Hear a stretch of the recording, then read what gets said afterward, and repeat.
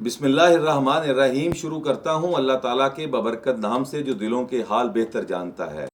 करोड़ों दरूदो सलाम नबी आखिरुज़्ज़मां हज़रत मोहम्मद सल्लल्लाहु अलैहि वसल्लम की ज़ात अक़दस पर, जिनके लिए ये जहां तख्लीक किया गया। मैं हूँ मोहम्मद मदर इकबाल।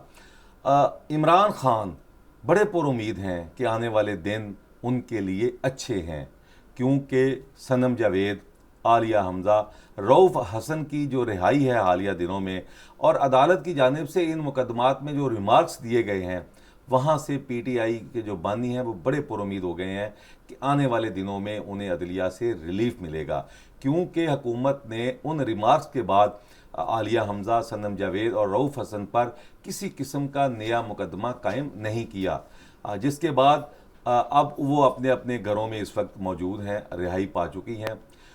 जो इसके बाद हुकूमत इमरान खान ने अपने तमाम रुपोश जो रहनुमा हैं, जिनमें हमाद अजहर, मियाँ असलम इकबाल, मुराद सईद और दीगर, उनको मंजर आम पर आने के लिए कह दिया है और कहा है कि वो मंजर आम पर आएँ और मुकदमात का सामना करें, क्योंकि इमरान खान को अदालतों से बड़ी उम्मीद है। पिछले दिनों उन्हें जो यके बाद दीगरे रिलीफ मिले हैं, उससे जो है उनका हौसला बढ़ गया है।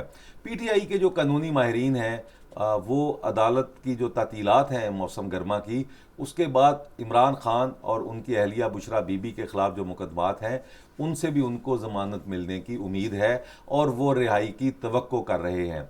और वो कह रहे हैं कि तातीलात के फ़ौरी बाद और इसी साल इमरान खान और उनकी अहलिया ज़मानत हो जाएगी और वो रिहा हो जाएंगे। इमरान खान ने अपने रुपोश कारकुनों को भी मंजर-ए-आम पर आने का कहा है और दीगर जो अपने इस वक्त मौजूदा उनकी क़यादत है, उनको भी कहा है कि वो पीटीआई की जो मखसूस नशिस्तें हैं हुकूमत नहीं दे रही, उसके ख़िलाफ़ भी मैदान में आएँ। पंजाब में भी जल्द बड़े पैमाने पर एहतजाज होने वाला है और ऐसा हुकूमत को इंगेज किया जाएगा कि हर ज़िला में, हर जगह, हर तहसील, हर कस्बे में हर एहतजाज होगा और सड़कें ब्लॉक करके ये बावर कराया जाएगा कि उनका जो हक है उनका जो हक है वो उन्हें दिया जाए। इस वक्त सुप्रीम कोर्ट जो है, उन्होंने गुज़श्ता दिनों इमरान खान और उनकी जो जमात है उसको मखसूस नशिस्तें देने के अहकामात जारी किए। इलेक्शन कमीशन उसके ख़िलाफ़ नज़रसानी अपील पर दोबारा सुप्रीम कोर्ट में आ गया है। हुकूमत ने असम्बली और सैनेट से इलेक्शन एक्ट तरमीमी बिल भारी अक्सरियत से मंजूर करवा लिया है कि अगर कोई एक दफ़ा कोई लिख के दे दे कि वो किस जमात में है, वो अगली जमात में मूव नहीं कर सकता, यानी कि ये फ्लोर क्रॉसिंग होगी और यानी कि पीटीआई को नशिस्तें नहीं देनी, जो मर्जी कर ले। अब तातीलात के बाद यकीनन जो है वो सुप्रीम कोर्ट में ये बात ज़ेर बहस आएगी और दोबारा अदालत से रुजू किया जाएगा।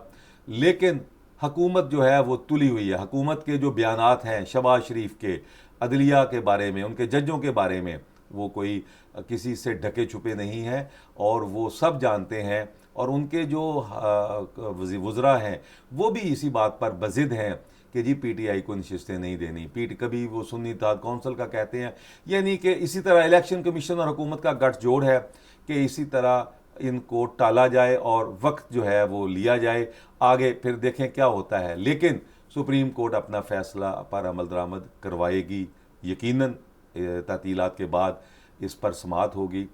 और दूसरा ये है कि इस वक्त पीटीआई जो जमात इस्लामी है, वो बिजली के जो बिल हैं उन पर जो कैपेसिटी चार्जेस हैं उनके ख़िलाफ़ उसने धरना दिया हुआ है। कई रोज़ से हुकूमत उसके साथ कमेटी खेल रही है। हुकूमत जितना नशिस्तें ना देने पर उनकी क्विक सर्विस देखने में आई है, अगर इतनी कैपेसिटी चार्जेस पर आ जाती तो आज हमारे बिलों का मसला हल हो जाता। लेकिन हुकूमत टस से मस नहीं हो रही, सबको लॉलीपॉप दिए जा रही है। सिर्फ एक IMF है जिसको वो खुश रखने जा रही है और वो भी अभी तक जो इतलात हैं खुश नहीं हुआ, मुकम्मल खुश नहीं हुआ। लेकिन जितनी टैक्सेस की भरमार है, इससे तो उसने खुश हो ही जाना है कि आपने अवाम का कचूमर निकाल दिया है। यही हालात बांग्लादेश में थे।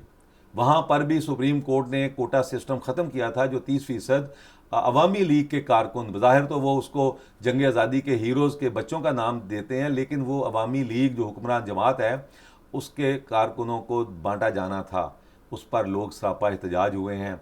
इज़हार आज़ादी राय वहाँ पर नहीं थी। मुतलकुल अनान हुक्मरान थी हसीना वाजिद। मुखालफिन को जेलों में डाला गया था। मर्जी के हर जगह शोबे में उन्होंने अपने बंदे लगाए, जिसके ख़िलाफ़ अवामी लावा फट पड़ा।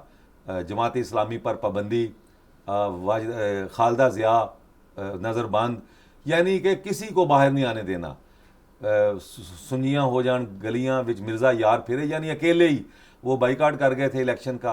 अब वहाँ पे लावा फटा है। अब वो अपने मुतालबे मनवा रहे हैं। हसीना वाजिद को सियासी पनाह नहीं मिल रही और वो दर दर के धक्के खा रही है और उनका मुतालबा है कि इसको वापस लाया जाए और इस पर गद्दारी का मुकदमा कायम किया जाए।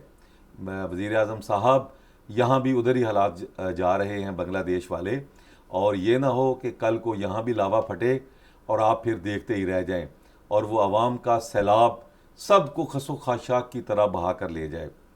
लिहाजा कानून की हुक्मरानी, आइन की हुक्मरानी, अदलिया का फैसला है, उस पर अमल करें, आपको पसंद है या नहीं है।